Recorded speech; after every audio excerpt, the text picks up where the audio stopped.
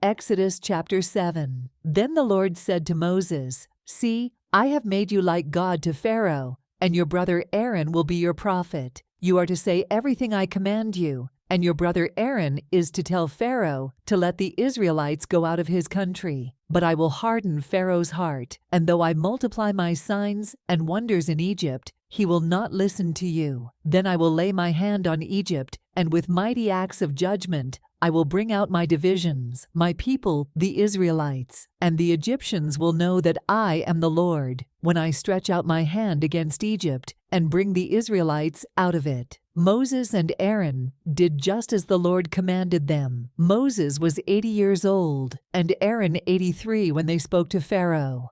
Aaron's staff becomes a snake. The Lord said to Moses and Aaron, "When Pharaoh says to you, 'Perform a miracle,' then say to Aaron, 'Take your staff and throw it down before Pharaoh, and it will become a snake.'" So Moses and Aaron went to Pharaoh and did just as the Lord commanded. Aaron threw his staff down in front of Pharaoh and his officials, and it became a snake. Pharaoh then summoned wise men and sorcerers, and the Egyptian magicians also did the same things by their secret arts. Each one threw down his staff, and it became a snake. But Aaron's staff swallowed up their staffs. Yet Pharaoh's heart became hard, and he would not listen to them, just as the Lord had said. The plague of blood. Then the Lord said to Moses, "Pharaoh's heart is unyielding. He refuses to let the people go. Go to Pharaoh in the morning as he goes out to the river. Confront him on the bank of the Nile, and take in your hand the staff that was changed into a snake. Then say to him, 'The Lord, the God of the Hebrews, has sent me to say to you, let my people go, so that they may worship me in the wilderness. But until now you have not listened. This is what the Lord says. By this you will know that I am the Lord. With the staff that is in my hand, I will strike the water of the Nile, and it will be changed into blood. The fish in the Nile will die, and the river will stink. The Egyptians will not be able to drink its water."